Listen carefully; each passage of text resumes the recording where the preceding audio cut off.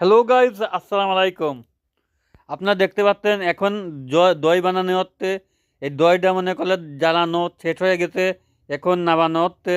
নামানোর পরে এখন ঢালা হবে। দেখেন, আপনি দেখতে থাকুন।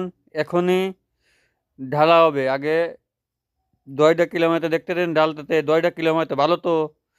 আমি এ কথাই বলবো, আমার কাকার বিয়ে তো, এজন্য এই আয়োজনটা। এটা আমার কাকা, আপনারা দেখতে পাচ্ছেন। এটা আমার কাকা নিয়ে বিয়ে। আশা করি দই বানানি হচ্ছে। এই দই বানানি পরে মেহমানগুলি খাওয়ানো হবে। আশা করি সবাই চলে আসবেন, যারা মেহমান আছেন, দাওয়াত পাইছেন, তারা তারা চলে আসে।